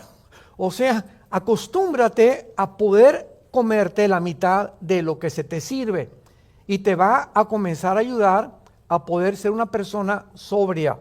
Tienes una botella de vino, tómate una copa y media, lo máximo. No aproveches en beber más, porque el vino, el Revastrol que tiene el vino, que es antioxidante, antienvejecimiento, etcétera, etcétera, te produce el efecto contrario cuando tomas más de una copa y media de vino. Entonces, todo funciona así en la vida. Tenemos que ser personas medidas. Si haces ejercicio, no exageres tampoco en tu ejercicio. Si tienes la sexualidad, no trates de, ¿verdad?, compararte a hacer un Tarzán ahí en tu casa. Hay mujeres que no tienen esa fuerza física que tú tienes, ¿verdad? Y hay hombres que lo único que quieren es eso, estar, ¿verdad?, arriba del ciruelo. Y tenemos que ser sobrios en la sexualidad, sobrios en la bebida, sobrios en la comida. Y esta del ciruelo es un proverbio mexicano para los que no me entiendan. Vemos en cuarto lugar la prudencia, que el varón sea una persona prudente. Esto es muy importante. Cuando Dios comparó la prudencia, ¿y qué significa? calcular el costo de lo que vas a hacer. Es lo que básicamente significa la palabra soprón en el griego, la prudencia. Ahora fíjate lo que dice Jesús, Mateo 10:16. Sean prudentes como las serpientes y sean astutos como las palomas. Cristo toma una cualidad de un reptil, Él las hizo, Dios las hizo. Y Él sabe exactamente lo que los reptiles, las moscas, las abejas y toda la creación, las características que tienen para compararnos a nosotros y darnos lecciones escondidas, encriptadas en la conducta de los animales o los reptiles o los peces, etcétera, etcétera. ¿Por qué le dice Cristo que las serpientes son prudentes y que imitemos esta característica de las víboras? Por lo siguiente, una víbora nunca, jamás, cuando brinca contra un ratón, en este caso que sea su presa, la víbora tiene un porcentaje 0.01% de negatividad o de equivocación para que cuando ella brinque y se come el ratón, le falle. La víbora calcula la velocidad y la víbora calcula la distancia de la presa que va a brincar. Entonces, nunca la víbora hace eso sin antes ya en su mente haber maquinado y calculado la distancia y la velocidad que tiene para nunca fallar. Nos dice Dios, antes de que te vayas a casar, calcula con quién te vas a casar. Mide la distancia con quién te vas a casar. Examina las características que ella tiene. No lo hagas, en otras palabras, precipitadamente. Vas a comprar un vehículo, calcula lo que tienes, las letras que puedes pagar. Nunca brinques inesperada y repentinamente a casarte, ni a comprar, ni a hacer absolutamente nada, sin antes haberlo pensado 3 veces. Todas las personas, principalmente los varones, que actúan de una forma precipitada, repentina, siempre nos vamos a arrepentir. Las decisiones precipitadas no provienen de Dios. Tenemos que calcular siempre lo que estamos haciendo. Nuestra responsabilidad es enorme con nuestro matrimonio, con nuestros hijos, con el dinero que percibimos. Tenemos que ser prudentes en la forma de conducir nuestra vida. Vemos nosotros también la palabra decoroso, que el varón debe ser decoroso. Es interesante que esta palabra viene del griego cosmos o cosmíos. De ahí viene el arreglo de las mujeres, cosmético, porque el cosmos es un universo perfectamente bien organizado y diseñado, afinado por el Dios creador de los cielos y la tierra. Y cuando decimos que somos ordenados, es una persona que es organizada. ¿Quién es una persona decorosa? Es una persona organizada. Continuamente les he recordado a los estudiantes que tenemos que hay 2 palabras, si las quieres apuntar, que son claves en la vida. Para cualquier vocación o carrera que tú tengas, la primera es disciplina. Una persona que no es disciplinada para comer, para beber, para hacer ejercicio, no va a llegar muy lejos. Y la segunda palabra, importantísima para cualquier cosa en la vida y preparar el camino para el éxito, es organizado. Tenemos que ser personas disciplinadas y organizadas. Tú no puedes tener un restaurante si no organizas a tu personal, un taller de carpintería, un taller de plomería, una empresa. No se puede hacer nada sin organización. Porque si no hay organización, hay caos, hay desorden. En la casa tú tienes que ser una persona organizada, tu ropa bien acomodada, tus corbatas en un solo lugar y no tirando tus calcetines que dicen las mujeres, hermano, es que huele a queso manchego los calcines de mi esposo. Y nos acostamos y ahí me los deja junto a mi cojín para acabarla de amolar, ¿no? Entonces tenemos que ser personas que podamos pensar y que tengamos que organizar nuestra vida. Lo opuesto a cosmos es caos. Es la palabra antagónica en el griego y que es la antítesis de lo que es el orden. Y lo opuesto que es el caos, y este sobreviene cuando en nuestra vida no hay orden ni disciplina. Hay muchos varones, cantidad en el mundo entero, que nunca han sido disciplinados ni organizados, ni en su trabajo, ni en su forma de vivir en su hogar. Decían hace muchos años que un multimillonario, que se fue a un extremo, desde luego, le decían el rey del estaño, Paul Getty, que vivió en Sudamérica, que era un hombre que llegaba y lo primero que hacía al llegar a su compañía, en los edificios que tenía, era abrirles los cajones a sus secretarias para ver, y revisaba los basureros para ver cuántos clips habían tirado a la basura y cuánto papel, que es una exageración desde luego, ¿verdad? Era un viejo avaro, pero una persona que era metódicamente organizado, pero en un extremo grandísimo. Y él decía que cuando abría el cajón y encontraba un sándwich o encontraba algo que no correspondía, corría a las secretarias, porque un empleado tenía que ser organizado para trabajar en su compañía. Y él consideraba la organización de una persona individual como una de las características del carácter más elevadas que un varón pueda tener. Ahora, si nos permites entrar a tu casa a ver tu cuarto, y podemos ver en tu cuarto, ¿verdad?, que tus zapatos están tirados, tienes zapatos sin bolear, las camisas por allá, etcétera, etcétera, y te das cuenta que tu casa, tu cuarto donde tú vives es una desorganización. Entonces, ¿qué se espera de tu oficina, de tu compañía, de tu empresa? Porque el hogar es el reflejo de lo que nosotros vivimos fuera de él. Vemos nosotros enseguida la palabra hospedador. Esta es la persona afectuosa con su familia y con los extranjeros. La bendición más grande de una familia y de un varón es tener estudios bíblicos en su casa. ¿No te imaginas cuando tú abres las puertas de tu casa para que haya un estudio entre semana por lo menos y se junten 3 o 4 matrimonios y abran ustedes la Biblia y oren y platiquen y compartan un pasaje? No se imaginan las bendiciones que Dios les va a dar.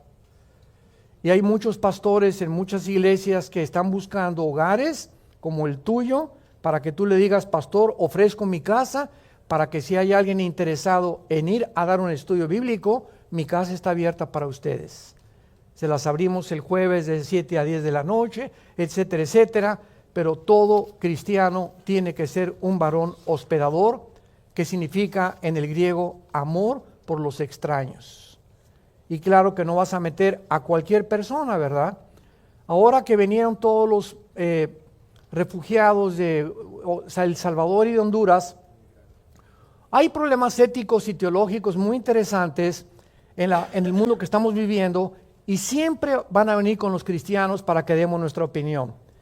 Y nos preguntan, ¿verdad? Ahora que vinieron todos estos, llegaron a Tijuana, ustedes lo saben, y bueno, acabaron casi con la ciudad de Tijuana. El gobernador de Baja California dijo que ya no podía con tantos migrantes porque el gobierno federal los estaba obligando a que los migrantes vivieran ahí en Tijuana. Y la pregunta es la siguiente: ¿cuál es la condición o qué es lo que la Biblia dice que debemos hacer nosotros con los refugiados? En primer lugar, si vienen de la guerra o son perseguidos políticamente, los debemos de recibir. No cuando cruzan la frontera ilegalmente para buscar trabajo en otro país. Esto no es correcto a los ojos de Dios. Entonces, hay leyes en cada hogar, en cada nación, donde los gobiernos tienen forzosamente que impedir la migración, porque no es justo que nadie entre sin papeles a otro país. Tú estás violando una ley bíblica, Romanos 13.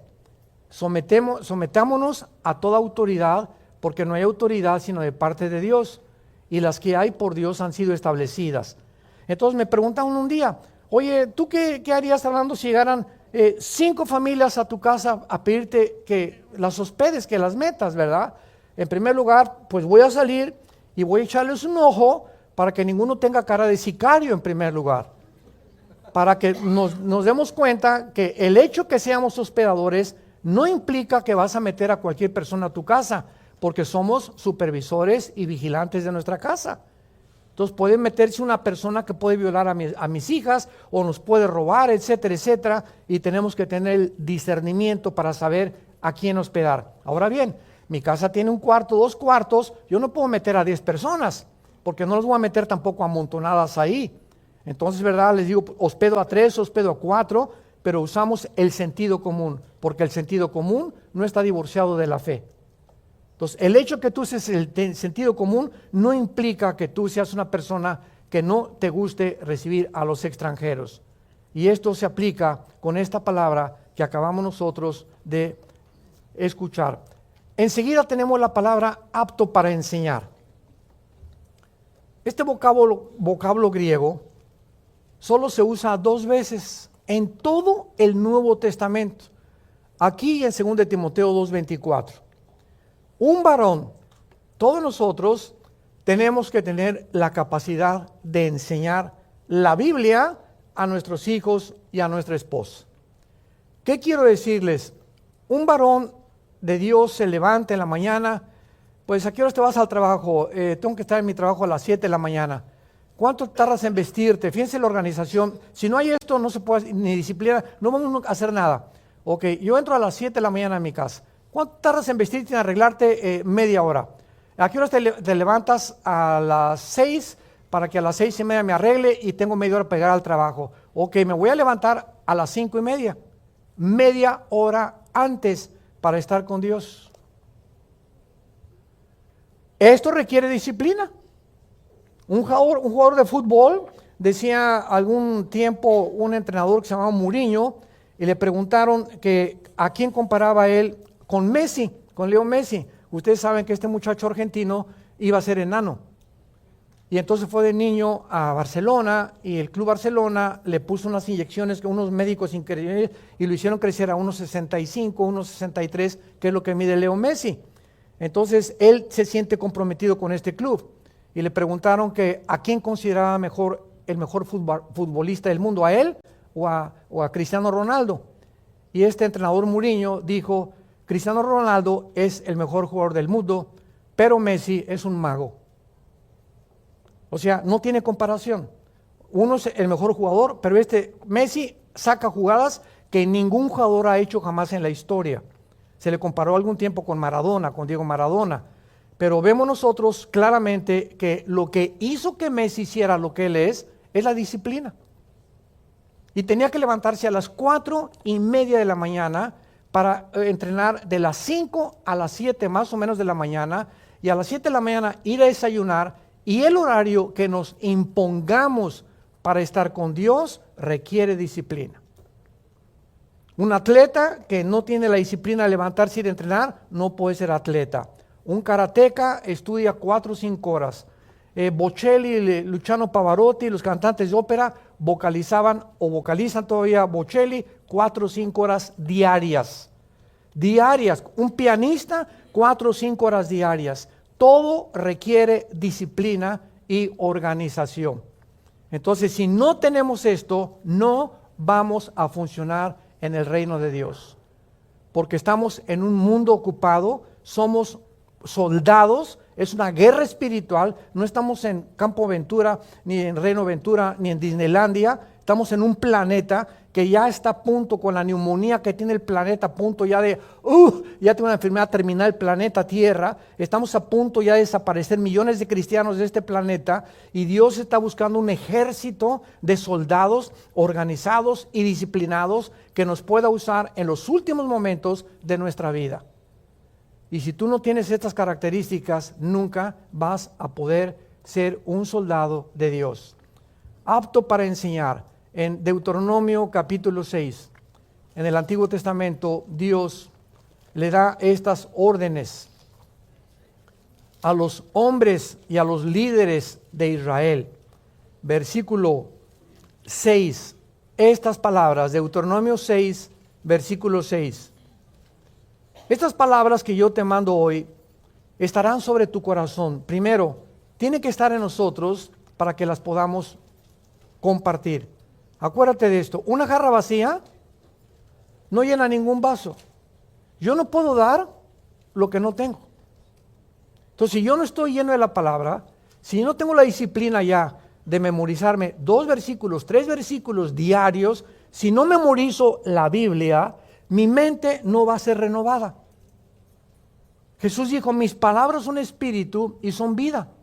Entonces, todos nosotros funcionamos como funcionamos por los programas que nos enseñaron en la escuela, la religión que nos inculcaron nuestros padres, tal vez equivocada, los amigos que hemos tenido, los héroes que nosotros hicimos, el Che Guevara y Carlos Marx y Freud y lo que tú quieras y mandes, y eso es el programa que tenemos que tiene que comenzar a salir de nuestra mente, entrando nosotros la palabra de Dios.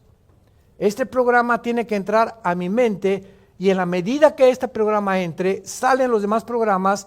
En otras palabras, estás envirulado. En el idioma cibernético, el descubrimiento de los chips y la computadora nos ayuda a comprender la Biblia. Tenemos programas que nos envirularon y por eso somos machistas y tratamos mal a las mujeres, porque es el programa que nos metieron nuestros papás o nuestros amigos o la cultura en la cual nosotros crecimos. Y tiene que salir ese programa de nuestra vida. ¿Por qué? Porque es el programa de Dios el que nos va a hacer funcionar adecuadamente. Yo tengo una computadora y la prendo y ella tiene los programas que le he metido. La computadora no me puede funcionar más que con los problemas que yo le he metido. Así es la mente humana. Es una computadora, es un disco duro aquí. Entonces, ¿qué es lo que tú tienes? Es lo que tú vas a hablar, lo que tú vas a actuar, porque tu filosofía dicta tu psicología y tu psicología dicta tu manera de actuar. Dime con quién te juntas, dime quién eres, dime qué hablas y te diré el programa que tú tienes en tu corazón. Entonces, esto es lo que significa la Biblia, apto para enseñar. Dice aquí en Deuteronomio, estas palabras las repetirás a tus hijos y hablarás de ellas estando en tu casa, andando por el camino, cuando los lleves a la escuela y al acostarte y cuando te levantes. Fíjense nada más la insistencia de Dios de estar continuamente enseñándoles a nuestros hijos en el camino a la escuela, en el camino a Disneylandia, en donde estemos, al sentarnos en nuestra mesa, estarles continuamente comunicándoles, transmitiéndoles el conocimiento de Dios. ¿Saben ustedes que ahora que se levantó el grupo ISIS, musulmanes radicales islámicos en el Medio Oriente, ¿saben ustedes lo que comenzaron a hacer a todos los niños y a los hijos de ellos, chiquitos de 4 o 5 años, a los que les cortaban la cabeza, les hacían que los niños las usaran de balones de fútbol, con las cabezas de los que decapitaron? ¿Cuál fue el propósito de ellos? Lo dijo el director de ISIS, desensibilizarlos en la humanidad, convertirlos en animales, en máquinas de matar. Ahí en la franja de Gaza, ahora el año que entra que vayamos, no nos van a dejar entrar a la franja de Gaza, pero sabemos que en la franja de Gaza los palestinos a los niños desde chicos les pasan películas para que odien y maten a los judíos. Y les lavan el cerebro para decirles que si ellos matan a los judíos, Alá los va a estar esperando con 72 vírgenes en el cielo. Entonces vemos que el programa que se le pone a un niño budista, a un hijo de ISIS, a un niño palestino, la persona crece con ese programa y esa persona va a actuar de acuerdo a ese programa que le inculcaron o que le metieron sus maestros o sus padres. ¿Y qué pasa cuando el programa que les metemos es el programa de Dios? Van a funcionar como nosotros queremos que funcionen nuestros hijos. Van a ser personas seguras, van a ser personas con visión, van a ser personas bondadosas, van a ser personas no avaras, van a ser personas generosas. ¿Por qué? Porque desde niños les pudimos enseñar la palabra de Dios. Enseguida dice, no dado al vino. Este vocablo para oinios en el griego significa un bebedor continuo. O sea, alguien que está continuamente dado al alcoholismo. En otras palabras, un borracho. La Biblia permite las bebidas de moderación. Pablo le dijo a Timoteo, usa vino para tus constantes dolores del estómago. todos los reyes, si tú vas a, todos los pastores, por ejemplo, en Argentina, en España, ven con vino. No así en México. En México es una cultura muy, pero muy increíblemente atrasada. Y muchas veces mi esposa y yo entramos a un restaurante, a veces ella también pide una copa de vino, y entran cristianos y me dicen que ni siquiera soy salvo. De veras, los hemos visto. Y me dejaron una vez, estuve ahí y me dejaron un folleto del plan de salvación. Bueno, gracias, ¿verdad? Pero digo, qué juicio más equivocado. Porque así es la mente. Te ven que tomas una cerveza o que tomas y creen que ya te estás emborrachando. Porque no hay esa cultura. Entonces dice en Romanos capítulo 14, pues mejor si vas a un lugar así, te la tomes, ¿verdad? ¿Por qué? Porque van a creer que eres borracho y además muchas personas no tienen el criterio que tú tienes y los puedes tropezar. Entonces no hagamos nada que pueda tropezar a terceras personas. Pero la Biblia permite las bebidas de moderación. La Biblia prohíbe la borrachera. No cabe duda que el alcoholismo ha destruido millones de hogares. Si tú fuiste alcohólico antes de ser cristiano y tu problema fue el alcoholismo, pues no es recomendable que ni una copa de vino te tomes. Dice en Romanos capítulo 14, cada quien esté convencido en su propia mente.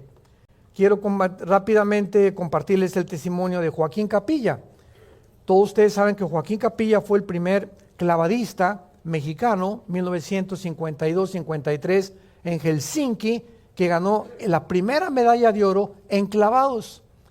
Y Joaquín Capilla comenzó a ir a nuestros desayunos, pues ya grande, con su esposa Carmelita. Lo digo porque ya murieron los dos. Y comenzamos a discipularlo nosotros y crecieron tremendamente. Pero los dos provenían del alcoholismo. Me decía Joaquín, mira Armando, las medallas de oro que me dieron, jugaba la rayola con ellas, porque el gobierno nos abandonó, no tuvimos dinero, no me dieron nunca trabajo y todo se esfumó así con la rapidez con la que entró mi fama y el dinero que nosotros pudimos ganar. Se casó primero con una artista de cine muy famosa, después con otra, Carmelita fue su como cuarta o quinta esposa. Y una vez que venimos aquí a Acapulco, al Hotel Hyatt, a un seminario de matrimonios, ellos no bajaban al seminario, ni mucho menos. ¿Y qué fue lo que pasó? Se bebieron ¿cómo se llama? Las colonias que tenían ahí y los perfumes que tenían, se los bebieron. O sea, eran tan alcohólicos de su pasado que cuando no tenían algo que beber, acudían a lociones, imagínense nada más, que ya es un alcoholismo tremendo, ¿no? Y eso fue su problema, sufrieron mucho, Dios se los llevó en paz a los dos, gracias a Dios, están con el Señor. Pero él me contaba eso, yo no puedo tomar una cerveza, Armando, porque si tomo una cosita ya me descompongo completamente. Entonces cada quien es delante de Dios responsable de lo que come y de lo que bebe. Si una persona puede hacer algo que tú no puedes hacer, no significa que lo tengas que hacer. Entonces hay personas que pueden tomar una copa de vino, hay personas que mejor ni les conviene, ni una cerveza tampoco, porque tuvieron un pasado de alcoholismo. En segundo lugar dice, no pendenciero. Pleikitein en el griego, o sea, busca pleitos. Esta palabra significa uno que continuamente se enoja por cualquier cosa y levanta los puños para pelearse con el que se le atraviese. Es una persona pendenciera, una persona busca pleitos y un varón. Nosotros no podemos tener esta actitud. Y quiero decirle sinceramente, mi esposa lo sabe, era un problema mío. Yo cuando era niño, cuando era joven, ¿verdad? Que me hice comunista y formé parte del Partido Comunista Mexicano, entré a estudiar karate, llegué casi a cinta negra y no se imaginan, desde los 12, 13 años fui un buscapleitos y yo amaba pelearme con personas. Era muy agresivo, tenía un carácter muy colérico. Mi padre llegaba y me rompía las guitarras así en la cabeza, medía como un 85, mi padre grandísimo, unas manos grandísimas, me pegaba así en la cara, me tumbaba al suelo cuando llegaba a las 11 de la noche. Tuve un padre muy violento, una juventud muy violenta, muy agresiva. Me convierto y comenzó a salir todas esas cosas, todas esas frustraciones que tuve en mi juventud y seguía yo peleándome. Y entonces yo dije, yo no puedo seguir así. Y entonces muchas veces, ¿verdad? Vas en el periférico y alguien se te cierra y te sale, porque ahí lo traemos. Y luego, ¿verdad? Y como dice mi esposa, no voltees porque van a creer que te van a ver que eres pastor. Imagínense nada más, ¿no? A lo mejor es una oveja descarriada por ahí, que te avienta el carro y entonces mi esposa me ha ayudado a poder calmar y a poder controlar mi impulso, porque es una de mis debilidades. O sea, soy muy impulsivo y gracias a Dios que ya tengo muchos años que ya no he podido involucrarme en ningún pleito. Y ya estoy acostumbrado hace muchos años, ya mejor ni contestar, ni voltear a ver a la persona, dejarla que se siga, etcétera, etcétera, porque no podemos ser cristianos y enojarnos así para buscar pleito con cualquier persona. Y además vas a sufrir. Dice que el que va pasando y le jala las orejas a una perra, entonces vas a sufrir y te va a morder. Lo mismo que es quitarle los ositos a una osa enfrente de ella. Así es el que se involucra en los pleitos, dice el rey Salomón. Dice en Proverbios capítulo 16, precisamente el rey Salomón, versículo 32, mejor es el que tarda en airarse que el fuerte, y el que se enseñorea de su espíritu que el que toma una ciudad. Fíjense cuánta sabiduría aquí hay en esta cápsula de Salomón. Mejor es el que frena su carácter, el que tarda en airarse, que una persona que se cree muy fuerte o que se cree muy golpeador o que se cree muy Rambo. Porque ese es el machismo, ¿verdad? Si yo soy macho, me tengo que demostrar a través de mis golpes. Y es mucho más grande el que se enseñorea de su espíritu, el que sabe controlar su vida interior, que una persona que toma una ciudad, que un grande conquistador. ¿Cuánta sabiduría escondida? Proverbios 19:11, dice el rey Salomón lo mismo. La cordura del hombre detiene su furor y su honra es pasar por alto la ofensa. O sea, si alguien te ofendió y tú no te ofendes, y en lugar de que regreses y le busques pleito, lo perdonas, tienes una grandeza de espíritu. Y ese es el dominio que debemos de tener los varones, sobre todo cuando tenemos ese carácter colérico y que hay entre nosotros esas ganas de estarnos peleando con todo el mundo. Enseguida dice, no codicioso de ganancias deshonestas. El amor al dinero es la raíz de todos los males. Primera de Timoteo 6, versículo 10. Raíz de todos los males no es el dinero, ¿verdad? Es el amor al dinero, el cual, codiciando algunos, se extraviaron de la fe y fueron traspasados de muchos dolores. Todos los grandes hombres de Dios en la Biblia fueron millonarios.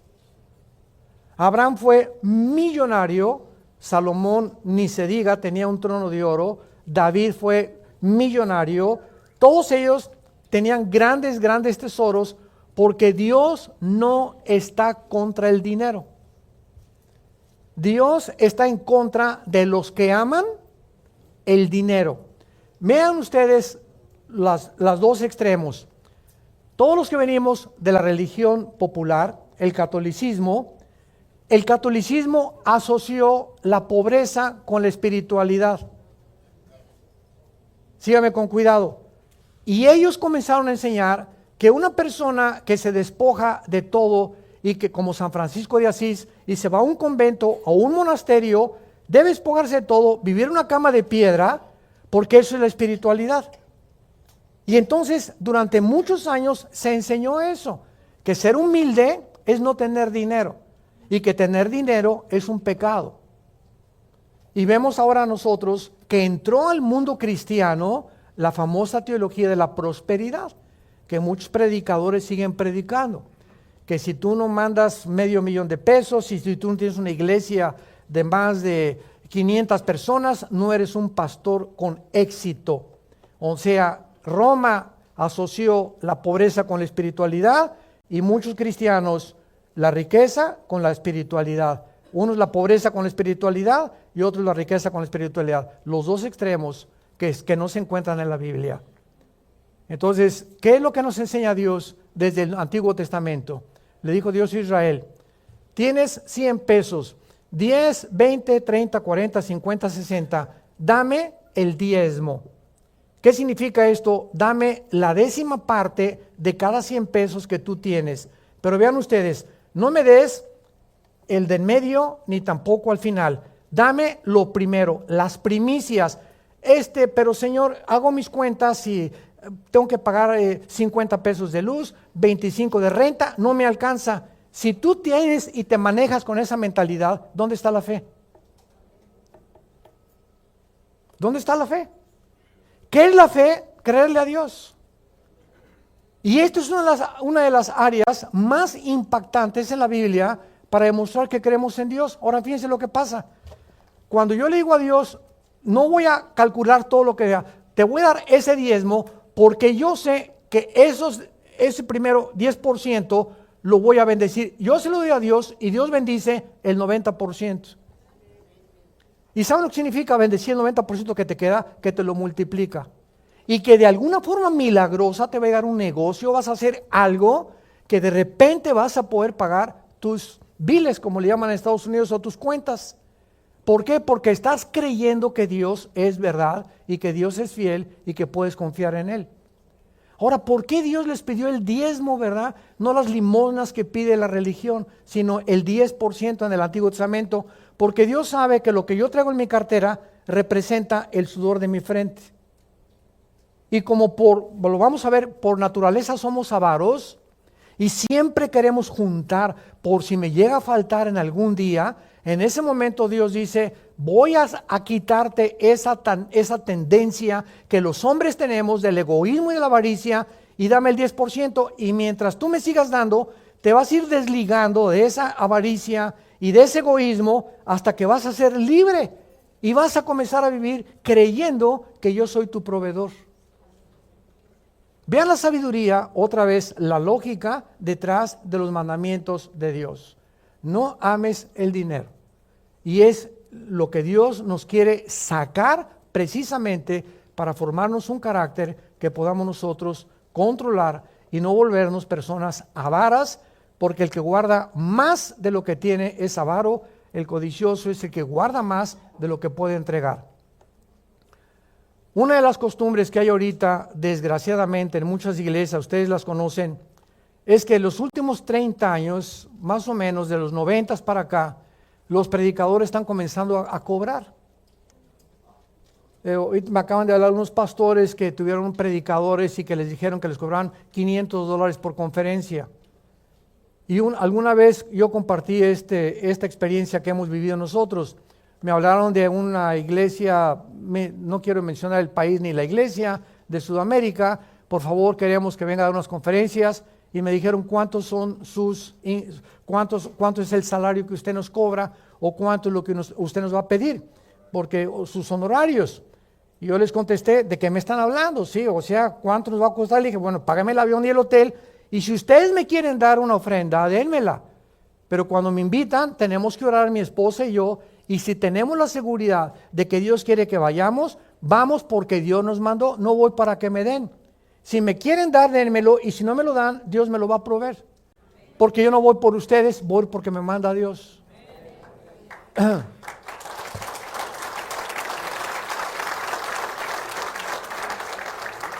Raíz de todos los males es el amor al dinero. Un predicador o un hombre que dice que tiene que tener un salario, o necesito un hotel 5 estrellas, queso cottage en la mañana con papaya, uvas también necesito, agua Evian o agua alcalina, y por favor una limusín que me recoja en el aeropuerto. ¿Sabes una cosa? No lo vuelvas a invitar en tu vida. ¿Por qué? Porque son mercenarios del evangelio. Y hay de todo en el cristianismo. Así como hay pilotos que se caen, no significa que todos los pilotos sean igual. El hecho de que haya pastores avaros y codiciosos no significa que todos sean igual. Pero tenemos que cuidarnos de todas estas personas que aman el dinero y que lo único que quieren es realmente amontonar para vivir cerca de sus ganancias. Vean lo que dice Salomón al respecto en Eclesiastés capítulo 5. Está después de Proverbios.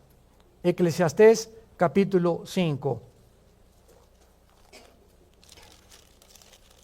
Dice Salomón en el versículo 10 en adelante. Este es el rey más rico de la historia. Nadie ha tenido el dinero que tuvo Salomón. Su trono era de oro, con leones de oro. Y este hombre escribe lo siguiente: el que ama el dinero no se saciará del dinero, y el que ama el mucho tener no sacará fruto. Esto es vanidad. Cuando aumentan los bienes, también aumentan los que los consumen. Qué bien pues tendrán su dueño sino verlo con sus ojos.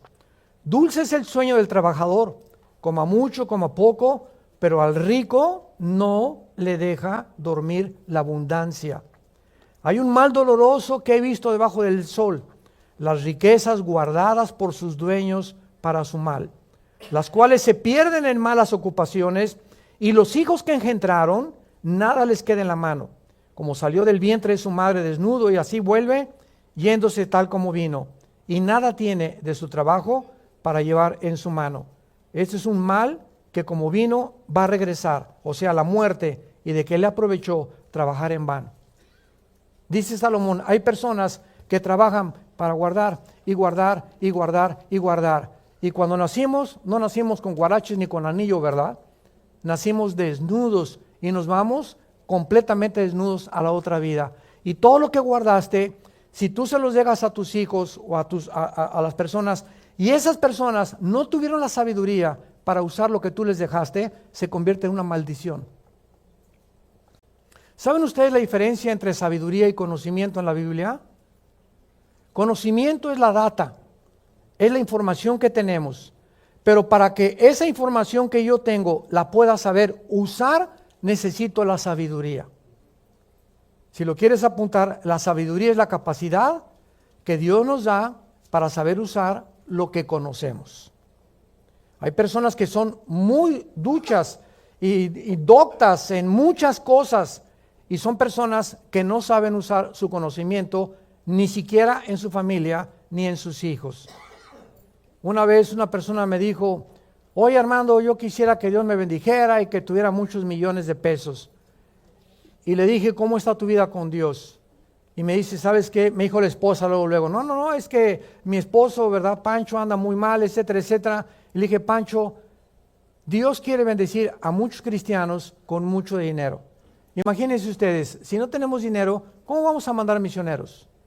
Si no tenemos dinero, ¿cómo vamos a pagar la luz, las secretarias, los abogados que necesitamos, los contadores? Para todo se necesita el dinero. Pero cuando una persona no tiene la sabiduría para usar ese dinero se vuelve en maldición. O se guarda en demasía o se usa en malas inversiones, por no tener la sabiduría de usar lo que Dios nos dio. Dice la Biblia, no codicioso de ganancias deshonestas. Y en penúltimo lugar, no avaro. La persona avara es la persona que guarda más de lo debido. La ambiciosa es lo que desea más de lo que tiene. Dios enseñó a diezmar a Israel, como lo vimos, para librarlos de la gran malignidad, de la naturaleza caída con la cual nacimos, de todos los seres humanos. Y cuando somos cristianos, lo primero que se nos enseña, ¿verdad? Pues acuérdense que el diezmo, ¿no? Pero el diezmo ya no existe en el Nuevo Testamento. La última vez que se menciona el diezmo en el Nuevo Testamento es bajo la ley en los evangelios. Y los 4 evangelios, Mateo, Marcos, Lucas y Juan, no son el Nuevo Testamento. El Nuevo Testamento comenzó en Hechos capítulo 2. Entonces, todo lo que está en los evangelios pertenece al Antiguo Testamento. Jesús fue el último que mencionó la palabra diezmo. Vayamos a 2 Corintios capítulo 9 y veamos lo que el Nuevo Testamento, Pablo nos enseña acerca de la avaricia y acerca del egoísmo en relación al dinero. ¿Sabían ustedes que el 60% de las parábolas de Cristo están relacionadas con el uso del dinero? El 60% de las parábolas de Jesús están relacionadas con cómo usar el dinero. Porque ustedes mismos lo saben, todas las cárceles en el mundo entero están llenas de ¿quiénes? De personas que quisieron tener unos pesitos más o tener un poquito más y caer en la trampa del dinero. Hace algún tiempo, antes de leer esto, en 2 Corintios 9, nosotros íbamos a la penitenciaría de México a dar clases a los presos, todo desde 1980 al 95, casi 15 años, y seguimos teniendo el ministerio carcelario, le llamamos. Y en aquel tiempo, ahí me encantaba ir ahí, porque cuando fui perseguido por mis ideas comunistas, ¿verdad? Nos torturaron, y yo sé lo que significa estar encerrado en un lugar, que te pateen, que te cuelguen y que te pongan agua fría y que te den toques. Todo eso lo atravesamos cuando yo pensaba que el Che Guevara era nuestro ídolo y que yo quería abrazar completamente un ideal en la vida, por lo cual darle propósito y sentido a mi vida. Y una vez predicando ahí en la penitenciaría Marta Catitla en México, al final había una persona llorando, un muchacho como unos 40 años de edad. Y me dio la atención, prediqué sobre el rico y el avaro del Evangelio de Lucas. Y al acabar el mensaje, comencé por el pasillo, y siempre me acompañaban dos celadores para cuidarme de que algún preso no me fuera a atacar algún día. Nunca pasó, gracias a Dios. Y le dije, ¿por qué lloras? Y me dice, pastor, quiero contarle mi testimonio. Y le digo, ¿quién eres? Me dice, fíjese, yo soy contador de profesión. Y cuando tenía 30 años de edad, llegó una persona y me dijo que me daba $5,000 si yo arreglaba unos papeles. Y lo hice. Y entonces pasaron como 6 meses y esa persona llegó y me dio otros $10,000. Se le seguía arreglando unos asuntos y alterando algunos libros. Y entonces me dice, fíjese que pasaron 5 años más y yo estaba ganando $25,000, $30,000 al mes. Y resulta que un día llegan a mi casa, me lleva la policía porque la persona con la cual yo estaba trabajando contablemente era uno de los más grandes cárteles de las drogas de México. Y me echaron 45 años de prisión. Dice, yo lo supe 5 años antes que esto no estaba bien. Y sin embargo, persistí en mi conducta. Y ahora me doy cuenta, hubiera sido 1000 veces seguir comiendo frijolitos y totopitos en mi casa, que ahora el resto de mi vida casi pasarlo en prisión. La raíz de todos los males es el amor al dinero. No amen el dinero. Dios proveerá para todo aquello que necesitamos. Y lo que Dios nos da, lo tenemos que usar en aquello con la sabiduría que el Espíritu Santo nos da. Dice 2 Corintios 9, para terminar, versículo 6, pero esto digo, el que siembra escasamente, segará escasamente. Ahí está la ley de la siembra y la cosecha. El que siembra generosamente, generosamente segará. Cada quien dé como propuso en su corazón, no con tristeza ni por necesidad, porque Dios ama al dador alegre. Ahora mira lo que dice Dios, que Él es poderoso. Y poderoso es Dios para hacer que abunde en ustedes toda gracia, a fin de que, teniendo siempre en todas las cosas todo lo suficiente, abundemos para buena obra. Dios, cuando ve que Él me da y lo uso y me da y lo saco y no me da y le echo hasta que se me rompan las bolsas, ya Dios no me va a seguir dando, porque somos simplemente canales de distribución de las bendiciones de Dios. Y desde que Dios llamó a Abraham, le dijo, Abraham, te llamo para que tú seas bendición a las naciones. Nada de lo que Dios nos da es para nosotros. Podemos disfrutar, podemos tener una buena casa, podemos tener un buen carro. Dios no está en contra de eso. Si en la misma proporción das. Yo gano $1 millón, hermano, como el director de Colgate-Palmolive en Estados Unidos, ganaba casi $1 millón al mes y daba $600,000 a la obra de Dios.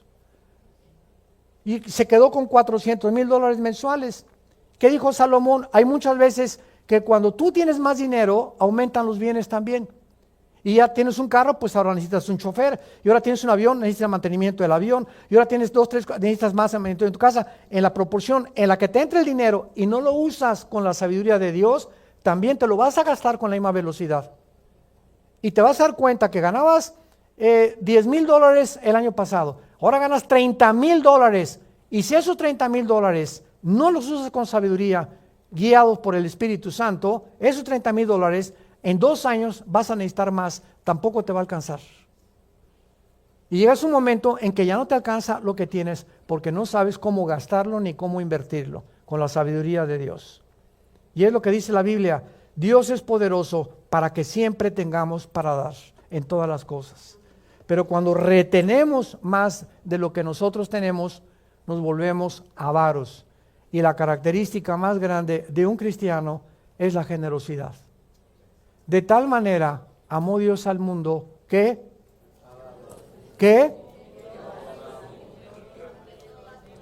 Dios nos dio casi como diezmo a su Hijo Jesucristo.